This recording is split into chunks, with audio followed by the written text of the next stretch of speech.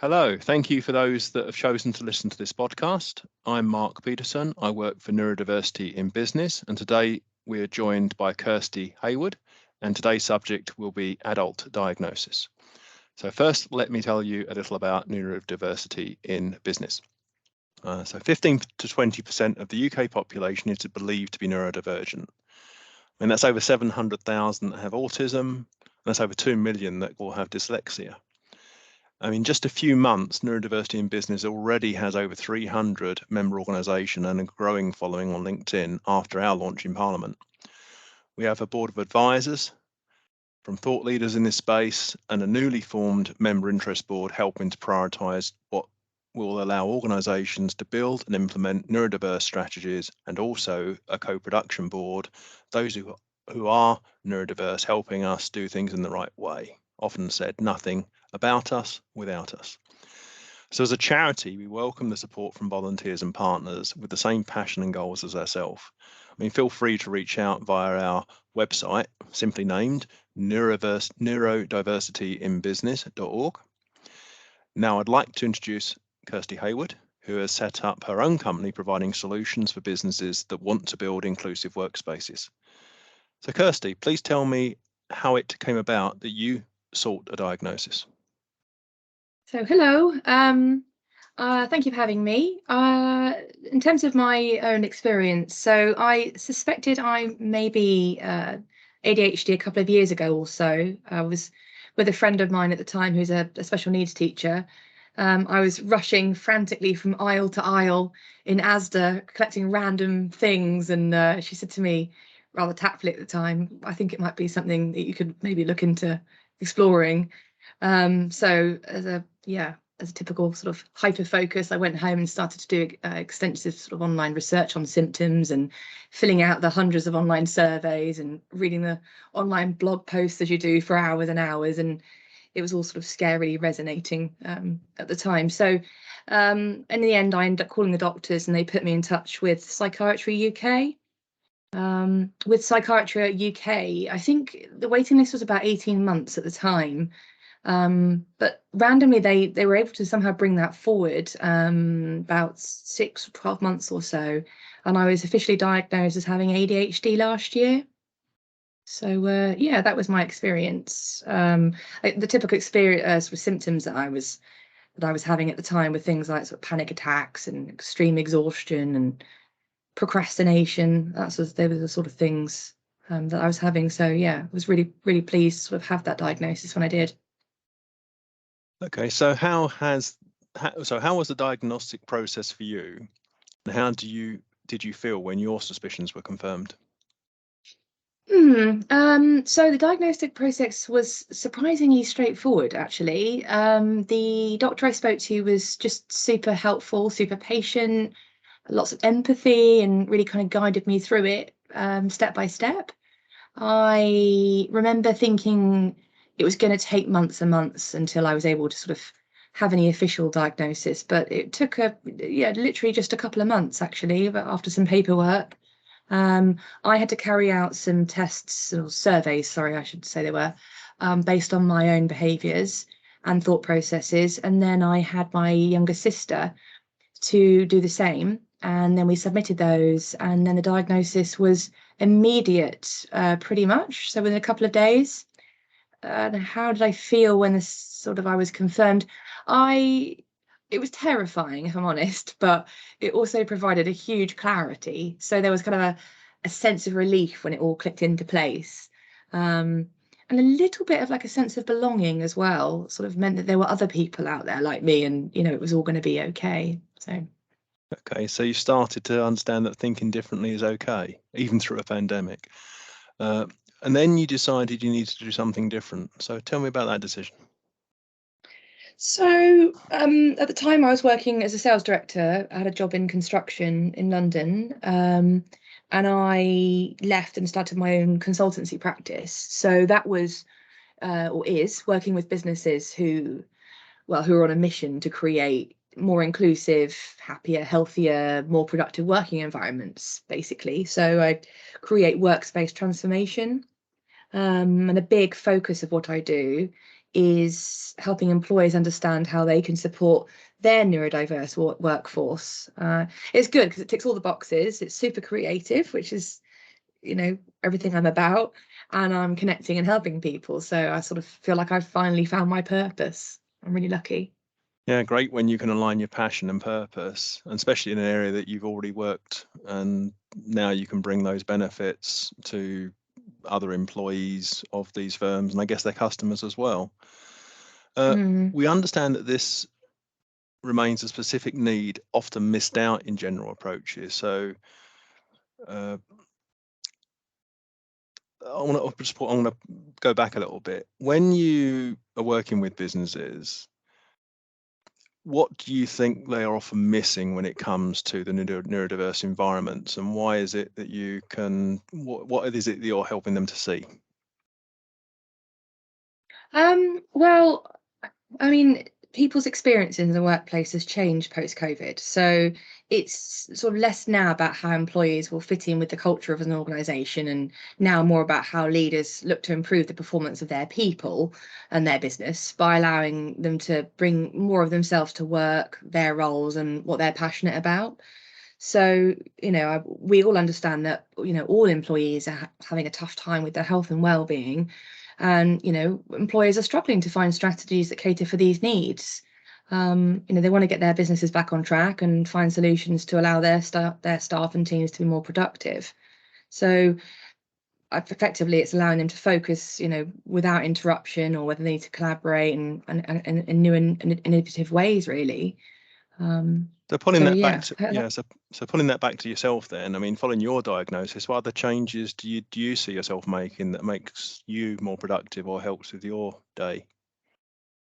Yeah, it's a good question. I mean, I'm still early days with medication. I think I'm in week 3 at the moment, which, it seems to be really helping. I have an ADHD recovery coach, who we were talking about earlier prior to this, and I was just explaining to you how just amazing he is, actually. The support he's given me has been unbelievable. I didn't even know an ADHD coach was a thing prior to all of this experience. But we're looking at the implementation of healthy behaviours, which will help to support me sort of longer term, basically, kind of to try and reduce that constant state of hypervigilance and stress, or burnout, as some would refer to it as. And in addition to that, so things that I do for myself would be going to bed earlier. There's a big thing. Sleep hugely affects my behaviours and thought process and concentration levels the next day, I've noticed. Journaling, I meditate before I go to bed. I exercise regularly now. And another thing I've done is I have a nutritionist. We have altered my diet astronomically, and that has been a huge factor, I must say. So they'd be the main things I would say at the moment. Well, it's great that you've got that support. Tell me a bit about so that's largely the structure, but what energizes you each day? What is it that gets you out of bed? That sounds a bit cheesy, really, isn't it? But I'd say, just helping people, really. I've always sort of had this bit of a passion about, volunteering and working with young people particularly. So I'm sort of still doing that now with, a mentoring program where I work with vulnerable kids locally, and I help out at a local horse riding centre when I get time, sort of every other week or so, just kind of like building confidence really around, learning to ride and being out of comfort zone, basically. And then I've, prior to that, I used to work for I used to help out as for a severely physically disabled activity-based holiday charity. So I was really passionate about that, and I guess now I'm able to do a job that helps businesses help people like me. So yeah, that's kind of how I would summarize that. So just for benefit of the audience, describe a little more exactly what your business does for companies. So effectively, we help businesses who want to build inclusive workspaces. So as I mentioned earlier, the process of how we work and the way we work has changed, particularly post-COVID, although it was already moving in that direction. So rather than just building ordinary or reconfiguring workspaces, we bring in the focus around neurodiversity. So as I'm always saying to my customers, 1 in 5 of their employees and their customers are neurodiverse. So we all need to ensure we get that component right. I have essentially collaborated with a team of associates, and we help to develop their neurodiverse strategy. So we look at ways in which they can change and adapt their workspace, whether that be physically or remotely, to be things such as safer, quieter, more productive, just accommodating sensory preferences, really. It's critical for everybody, in my opinion, but for many neurodiverse workers. So you can help alleviate many of the structural impacts on ADHD and other neurodiverse workers using things such as biophilic design principles, which we incorporate into all of our workspace designs. And these have been proven to alleviate such symptoms. What you've got to remember is we have a greater performance and well-being, when we change the environment rather than seeking to change the people in the environment. So yeah, that's our philosophy anyway. So how does that play out for your own team? I mean, obviously you're leading a team. I said you're neurodiverse. Probably a number of your team are neurodiverse. How's that changed how you interact with that team? It's another really good question. I am very comfortable with being very flexible. That's the first thing I would say, because I can't speak for other people, and it's just really for myself, but I'm very creative, I'm very spontaneous, I'm very in the moment. I'm very happy to kind of just think on the spot, and a lot of the people I work with are like that, and I really enjoy working with those types of individuals. I kind of feel like we really work very well together, and yeah, I guess that's sort of an element of flexibility, open-minded, space to think, and just allowing them to be as creative as possible and as involved in the process as possible. But I'm really lucky because, yeah, we all get on really well, so I'm very blessed. So obviously we started with the conversation around you deciding to have a diagnosis. Now, some of the people listening might be worried about that. It might affect their careers or relationships. What would you say to those people?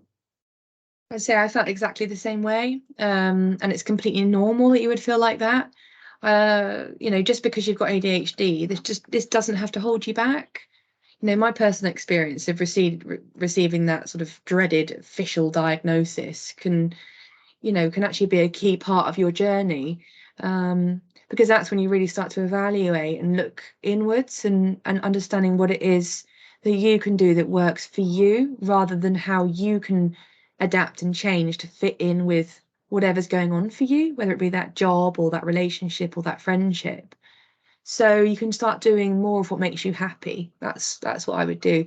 Again, it sounds a bit cheesy, but I genuinely believe that if you work with your ADHD, for example, rather than suppressing it and hiding it, as I have done for, so many years, it can become rather a wonderful superpower. So yeah, I would just say embrace it if you can. Okay, so I guess if you choose to get a diagnosis, and you probably start like most do with that doctor's referral, it doesn't have to be disclosed to your employers. But for you, having that diagnosis, it allows you to figure out what best supports you. And maybe you'll disclose later, maybe you won't, and that's always your choice. I mean, many of you out there might work for organisations that the employer has like business or employee support groups of other neurodiverse individuals, and they might help you navigate this decision. Some may just want to talk to others and explore themselves more, given they understand now a little more about how and why they think differently.